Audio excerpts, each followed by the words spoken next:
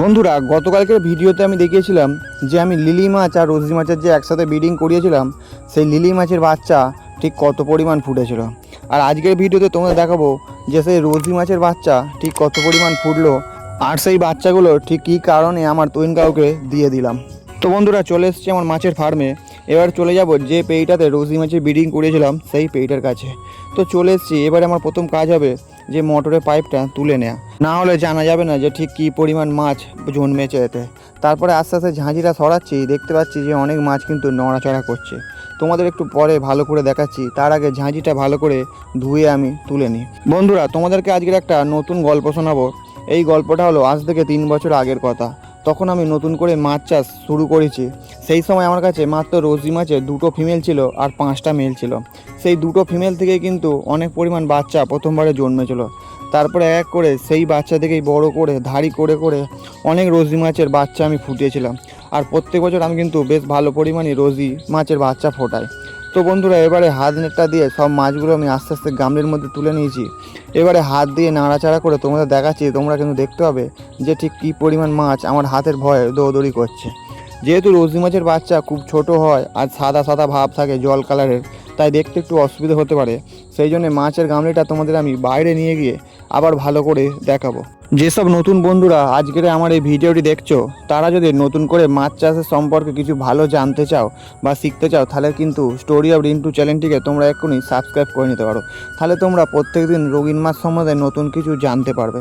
তো বন্ধুরা, গামলিটা নিয়ে চলে এসেছি আমি বাইরে। এবারে হাত দিয়ে দিয়ে তোমাদের দেখাবো আস্তে আস্তে। যেহেতু বাইরে একটু আলো বেশি আছে, সেই জন্যই তোমরা খুব ভালো করে বুঝতে পারবে। এবার ধারের দিকে যত হাত নিয়ে যাচ্ছি, তত কিন্তু মাছগুলো দৌড়দৌড়ি করছে। তো বন্ধুরা, মাছগুলো এবার আমি সব প্যাকেটে ভরে নেবো। তার কারণ ভিডিও শুরুতেই আমি বলেছিলাম যে আজকের সব রোজি মাছের বাচ্চা তুইন কাউকে দিয়ে দেবো। তো মাছগুলো সব প্যাকেটে ভরা হয়ে গেছে। এবার ব্যাগে করে নিয়ে সাইকেলে আমি বেরিয়ে পড়েছি তুইন কাকুর বাড়িতে যাওয়ার উদ্দেশ্যে। বন্ধুরা, চলে এসেছি তুইন কাকুর বাড়িতে। এসে চলে যাব সোজা তুইন কাকুর পুকুরে। এই পুকুরে কিছুদিন আগে আমি তামাদি করে গিয়েছিলাম, তারপরে পুকুরে হড়া টেনে পুকুর তৈরি করেও গিয়েছিলাম।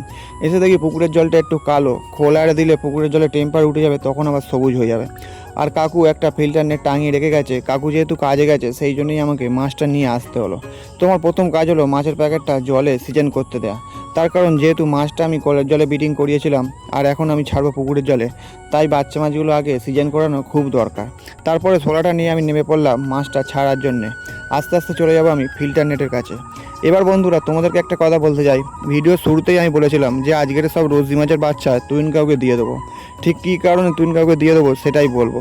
বন্ধুরা, আমাদের এখানে যে সমস্ত চাষিরা মাছ চাষ করে, তাদের নিজেদের মধ্যে খুব বন্ডিংটা ভালো। কেউ কোনো প্রকার যদি ধাড়ি মাছ চায়, তাহলে সে তাকে দিয়ে দেয়।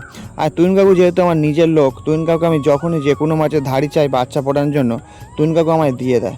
তার কারণ তুইন কাকু নিজে মাছের বাচ্চা ফোটাতে জানে না। আমি যদি মাছের বাচ্চা ফোটাই, তাহলে সেই মাছ কিন্তু পরবর্তী সময় আমি তুইন কাকুকে দিয়ে আসি। ঠিক এই কারণেই আজকের রোজি মাছের বাচ্চাগুলো সব তুইন কাকুকে আমি দিয়ে দিলাম। তো বন্ধুরা, মাছের প্যাকেটটা আমি নেটের মধ্যে ঢুকিয়ে নিয়ে ভালো করে পুকুরের জল ঢুকে সিজন করে নেওয়ার পরে আস্তে আস্তে বাচ্চাগুলো আমি ফিল্টার নেটে ছেড়ে দিলাম। বন্ধুরা, তোমাদেরকে একটা কথা বলতে চাই, রোজি মাছের বাচ্চা লিলি মাছের বাচ্চা কোনোদিন তোমরা কিন্তু কালো নেটে ছাড়বে না। এই মাছের বাচ্চা যেহেতু খুব ছোট ছোট হয়, তাই এই মাছের বাচ্চা ফিল্টার নেটে ছাড়া খুবই ভালো। তার কারণ কালো নেটে রোজি মাছের বাচ্চা লিলি মাছের বাচ্চা যদি ছাড়া হয়, তাহলে সেই মাছ নেট থেকে বাইরে বেরিয়ে যাবে। আর একবার বাইরে বেরিয়ে গেলে সেই মাছকে কিন্তু অন্য কোনো মাছ খেয়ে নিতে পারে। ঠিক এই কারণে রোজি মাছের বাচ্চা আর লিলি মাছের বাচ্চা ফিল্টার নেটে ছাড়াই উচিত। তো বন্ধুরা, মাছ ছাড়া হয়ে গেছে, আমি ওপরে উঠে পড়েছি। আজকের ভিডিও এই পর্যন্তই। আবার দেখা হচ্ছে আগামীকাল অন্য কোনো মাছের ভিডিও নিয়ে।